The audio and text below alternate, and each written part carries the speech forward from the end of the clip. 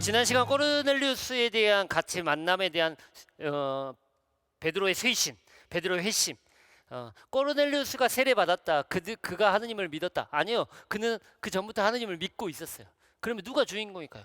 코르넬리우스가 주인공이 아니에요. 코르넬리우스를 통해 가지고 교회의 지도자라고 하는, 교회의 머리라고 하는 베드로가 바뀐 거예요. 우리들도 마찬가지예요. 예수님을 따르고 있는 그 삶 안에서도 우리들은 언제 잘 살고 있다가 아니라 우리도 끊임없이 쇄신해야 된다. 특히 누가? 신부들이 쇄신해야 된다. 저도 그런 걸 다시 한번 느끼면서 얘기했어요. 그 결론이 뭐냐? 그 결론이 이렇게 교회가 쇄신하고 교회의 머리인 베드로가 바뀌었을 때 그 결과가 뭐냐라고 하면 성령 강림이에요. 또 다른 성령 강림이 이루어져요. 우리가 2장에 봤던 다락방에 모여있는 제자들에게 성령 강림이 이루어지는 게 아니라 또다시 성령 강림이 누구에게? 이방인들에게 내려요. 그게 어디서 나오냐면 10장 44절에서 48절까지의 내용이 나옵니다. 똑같아요. 똑같아. 성령 강림이. 그 성령 강림이 내림을 통해 가지고 바뀌게 되죠. 누가? 여기에서 중요한 거, 제가 여러분들에게 얘기하고 싶은 거예요. 이 성령 강림을 얘기하면서 바뀌는 것과 바뀌지 않는 것이 있어요. 바뀌지 않는 것과 바뀌는 것이죠. 먼저 바뀌는 게 뭘까요? 바뀌는 게 대상이 바뀌죠. 성령이 내리는 대상이 그 전에는 2장에 나왔던 첫 번째 성령 강림에서는 누구에게만 내렸어요? 예수를 믿는 사람들에게만. 예수를 믿는 누구? 유다인들에게만 내렸죠. 하지만 여기에 성령 강림은 누구? 유다인들뿐만이 아니라 이방인들까지, 예수를 믿는 이방인들까지 내리죠. 그러면 이 성령 강림에 대한 이야기를 사람을 전하는 사람들은 누굴까요? 베드로만? 아니에요. 그때는 베드로만, 사도들만 했는데요. 이제 그 주체가 누구냐면, 하느님의 말씀을 전하는 주체가 누구냐면 이제 개인이 아니라 교회로 바뀌어요. 어떤 교회? 예루살렘 교회로 바뀌어요. 이게 굉장히 중요해요. 중요해요. 교회는 굉장히 피라미드식으로 정해졌던 독재예요. 독재. 주교님이 생각이 바뀌지 않으면 밑에 있는 사람들은 다 생각이 안 바뀌어. 근데 주교님은 뭐예요? 그래도 주교님의 이 의견을 따르는 게 뭐냐면, 주교님 혼자의 생각이 아니라 교회는 주교들이 모이는 그 공동체 안에서의 결정을 무조건 따라야 돼요. 거기에 그 주교들이 모여있는 공동체의 수장이 누구요? 교황님이요. 그래서 하나로 연결될 수 있어요. 주교회의 안에서에 대한 교황, 그러니까는 주교들의 전 세계의 주교들이 다 그 사람들에 대한 이야기들을 같이 해서 교회는 이런 방향으로 나아가야 된다. 거기에서 거기 어떤 한 주교가 나는 이렇게 하기 싫어. 그러면 어떻게 돼? 가면 안 돼. 베드로는 자기의 생각을 가지고 있음에도 불구하고 나중에 어떻게 해요? 그 이야기들을, 코르넬리우스가 만났던 이야기들을 누구한테 보고를 해요? 예루살렘 원로들에게 보고를 해요. 이제 역할 자체가 사도들 개인으로 맡겨진 게 아니라 교회에 맡겨진 역할로 바뀌게 됩니다. 두 번째 바뀜은 그거예요. 대상이 바뀌게 되고, 그 다음에 교회의 선교의 주체 자체가 개인이 아니라 공동체로 바뀌게 돼요. 두 개. 바뀌지 않는 게 있어요. 바뀌지 않는 거예요. 이제는 복습입니다. 제가 복습할 거예요. 복습. 바뀌지 않는 게, 교회 안에서의 성령이 강림하게 되면서 바뀌지 않는 게, 첫 번째 성령 강림 안에서는 어떤 예루살렘에 있는 사람들에 대한 이야기였다면, 두 번째 성령 강림을 통해 가지고 만들어진 공동체는 어디예요? 안티오키아 교회예요. 안티오키아에도 두 군데가 있는데요. 시리아의 안티오키아, 피시디아의 안티오키아가 있는데요. 여기서 말하는 안티오키아는 시리아에 있는 안티오키아 교회가 만들어져요. 그래서 제가 비교해봤어요. 여러분들이 비교하면 안 되니까. 교회가 성령 강림을 통해서 그 구성원들이 바뀌어요. 처음에는 예루살렘에 있는 공동체들은 뭐예요? 구성원들이 누구요? 유다인들. 그렇게 얘기를 하니까. 그러면 안티오키아의 교회에 있는 그 사람들은 구성원이 누구요? 이방인과 유다인들이 섞여져 있는, 이방인들과 다 섞여져 있는. 바뀌죠? 두 가지의 교회가. 근데 바뀌지 않는 게 있어요. 첫 번째 뭐냐면 가르침이요. 사도들에게 가르침을 받았다라고 얘기하고 있는 거죠. 예루살렘은 2장 42절에 나오고요. 그 다음에 안티오키아 교회는 11장 26절에 나옵니다. 두 번째는 뭐냐? 신자 수가 많이 불어났다라는 얘기예요. 그게 뭐냐면 예루살렘과 안티오키아 교회가 똑같게 된다는 거죠. 세 번째는 뭐냐? 어려운 이들을 도왔다라는 거예요. 어려운 이들을 도와서 이렇게 같이 살아났다. 제가 말씀드렸죠. 성경 강림을 한 그리스도 예수를 믿는 공동체는 반드시 있어야 할 네 가지 조건. 기억 안 나세요? 네 가지 조건? 네 가지 조건. 교회라면 반드시, 그리스도를 믿는 공동체라면 반드시 있어야 할 네 가지 조건. 첫 번째 뭐? 선포와 가르침. 선포와 가르침. 분명히 있죠?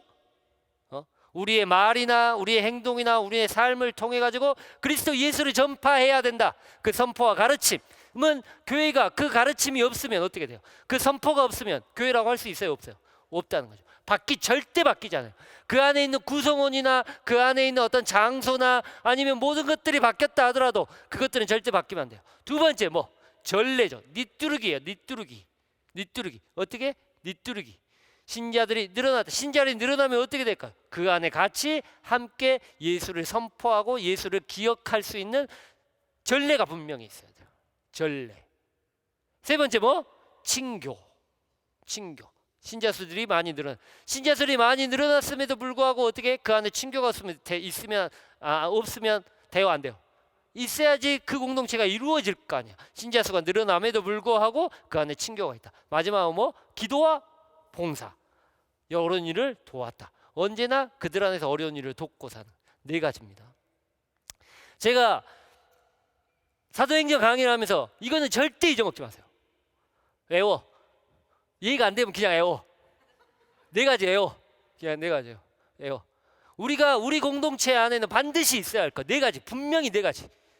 분명히 네 가지. 그거는 절대 잊지 마세요. 성령이 내려서 예수를 믿는 공동체라면 이 네 가지 요소는 절대 빼먹으면 안 돼요.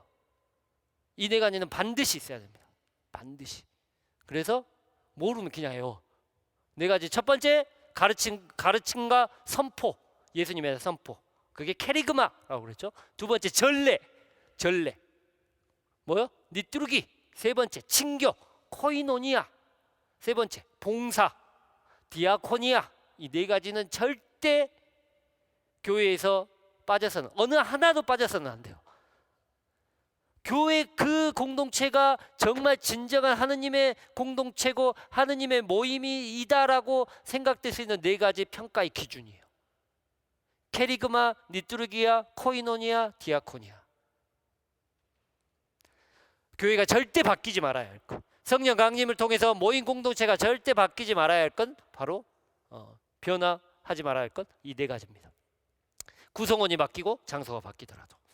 마지막 이야기를 해볼까 합니다. 마지막 이야기는 뭐예요? 투옥이에요. 투옥.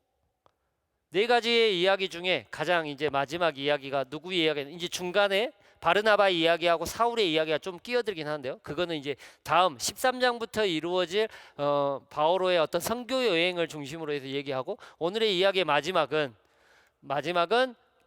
야고보의 순교와 베드로의 탈출에 대한 부분들을 좀 해볼까 합니다. 12장 1절에서 19절에 대한 내용인데요.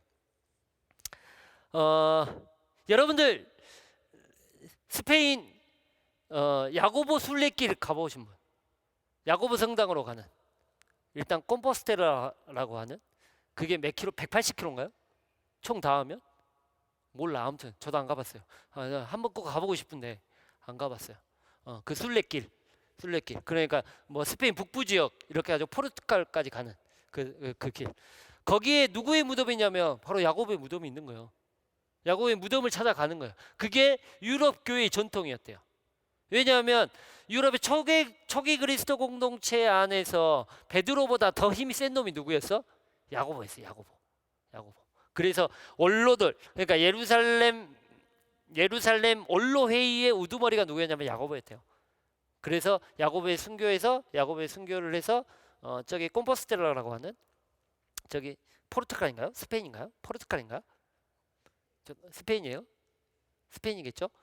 스페인 거기다가 야고보 무덤이 있는 곳에 이제 성당을 짓고, 그 다음에 전 유럽의 사람들이 각지에서 모여서 그쪽으로 순례하는 전통이 있었대요. 그게 이제 지금 전해진 건데, 그래서 유명한 오래된 도시에 가면 꼭 무슨 성당이냐면 야고보 성당이 있어요. 야고보 사도를 성인으로 모시고 있는 성당이 있어요.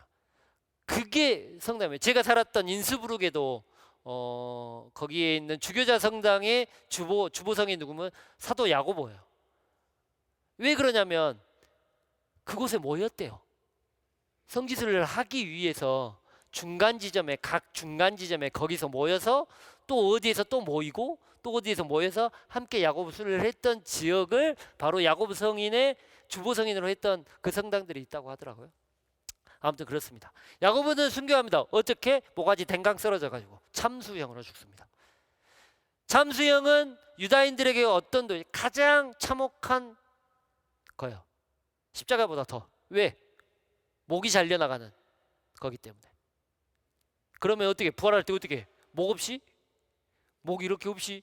육신의 부활도 믿고 있는 사람들이 목 없이 이렇게 그냥 목 이렇게 떨어져 가지고 그냥 몸만 이렇게 부활할까? 그래서 굉장히 가장 참혹한 죽음, 유다인으로서는 참혹한 죽음이라고 하더라고요. 그렇게 죽고 나서 베드로가 이제 잡히죠. 베드로도 죽이려고. 누가? 헤로데 임금이 잡아요. 근데 여기에서도 잘 보세요. 여기에서도 그러니까 모방 신학이 그대로 나와요. 잘 보시면 언제 무교절 기간이에요. 파스카 축제가 가까워진 때 잡아요. 무교절 기간에 베드로를 잡아요. 베드로를 잡아가지고 어떻게? 파스카가 축제가 지나면 얘를 죽여야 되겠다라고 생각하고 어디에? 감옥에 가다 놔요. 감옥에 가다 놓고 그 다음에 어떻게 해요? 그 다음에 밤이 되죠. 사슬로 묶여 있는데 어떻게? 두 발이 사슬로 묶여 있는데 잠이 들었는데 천사가 와가지고 어딜 때려? 다른 데도 아니요. 어딜 때려? 옆구리를 툭툭 때려. 그래갖고 일어나야 라고 해가지고 옆구리예요.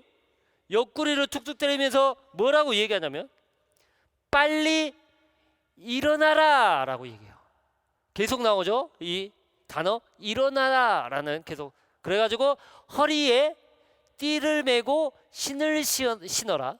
겉옷을 챙겨서 입어서 나를 따라오너라 라고 얘기해요. 제가 이렇게 천천히 얘기하는 이유는 뭐예요? 다 복음서에 나와 있는 내용들을 계속해서 생각하셔야 돼요. 그리고 나서 밖으로 나와가지고 거리를 나가다 보니까 이게 주님께서 나에게 해주신 일이구나 라고 생각이 되는 거죠. 그렇게 나가지고 가니까 갈 데가 없어. 그래서 어디로 가? 요한 마르코라는 사람의 어머니가 살고 있는 집으로 가가지고 문을 두드려. 막 문을 두드리니까 뭐요? 안에서 문 열어주시오 하니까 밖에 있던 여종이 베드로의 목소리요. 근데 얘는 지금 어디 있어야 돼? 감옥에 있어야 돼. 와갖고 얘기하니까 분명히 베드로 목소리니까 안에 들어가가지고 베드로가 왔어요 라고 얘기해요.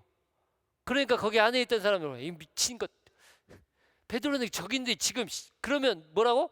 그럼 베드로의 천사인가? 라고 얘기해요. 제가 지어낸 게 아니라 다 성경에 나오는 말입니다. 베드로의 천사인가?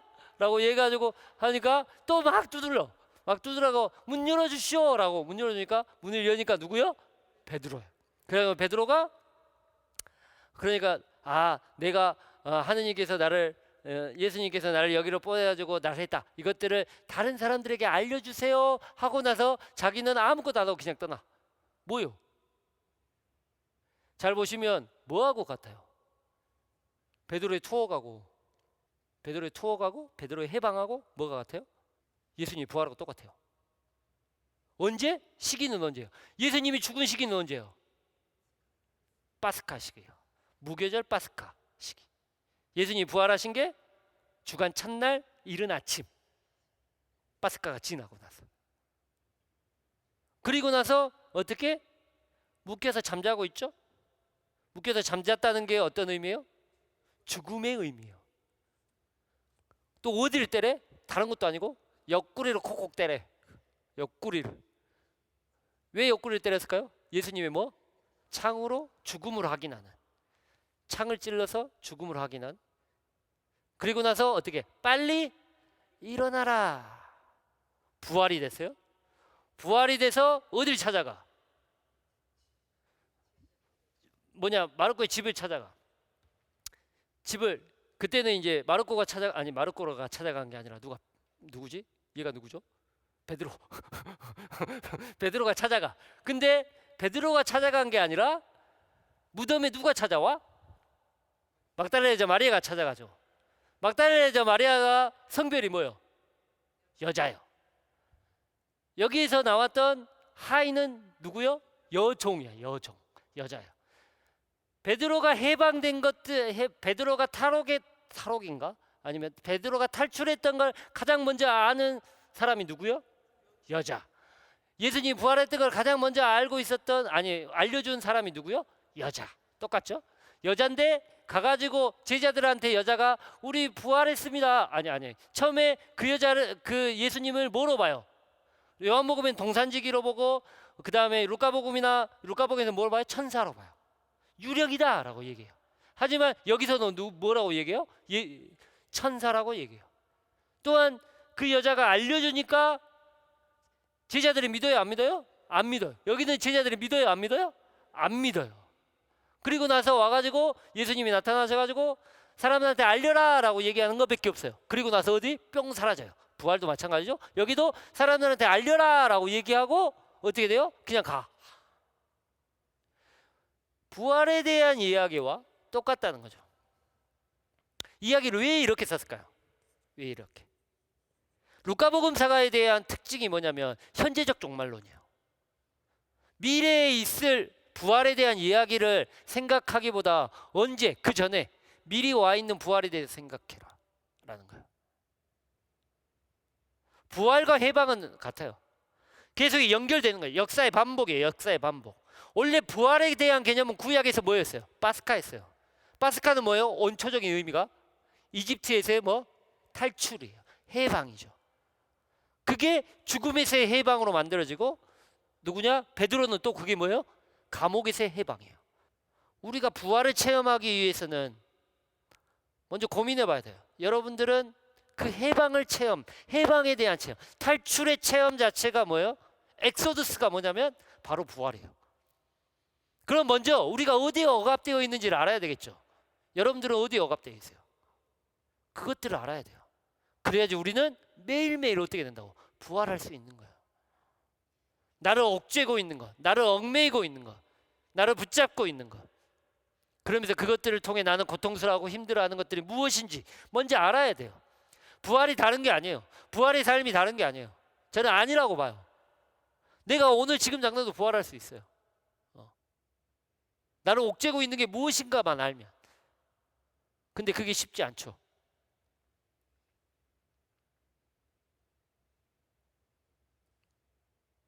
근데 제가 항상 많은 얘기하면 나를 옥죄고 있는 게 십자가일 수 있어요. 이게 굉장히 아이러니인데요. 이건 제 체험입니다. 나를 옥죄고 있고 나를 힘들게 하고 나를 아파하게 하고 날 계속 이렇게 옥죄고 하는 게, 나는 그거에 대해 해방하고 싶어요.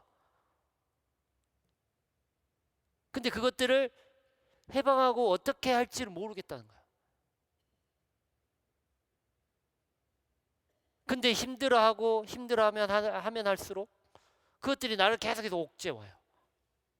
근데 어느 순간 그걸 십자가로 받아들이는 순간 그 상황이 변하지는 않아요. 그 상황이 바뀌지는 않아요. 그 억압이나 그 힘든 점들은 계속해서 저에게 와요. 하지만 그게 더 이상 나에게 힘들지 않을 때가 있어요. 부담스럽지 않을 때가 있어요. 상황 자체가 바뀌는 게 아니에요. 그 힘든 점들이 우리가 탈출한다고 얘기하는 것들이, 저는 그게 우리들의 부활의 체험이지 않을까 생각합니다. 똑같은 상황이에요. 하지만 그 상황 자체를 우리가 받아들여서 그걸 십자가로 만들 때, 십자가로 내가 스스로 인정하고 받아들일 때, 그때 뭐가 되냐면 우리들은 부활을 체험할 수 있다는 거죠. 분명히 여러분도 한 번씩은 다 있으실 거라고 생각해요. 저는 그것들을 계속해서 만들어가는 거라고 생각합니다. 그래서 오늘 나는 그 부활을 체험하죠.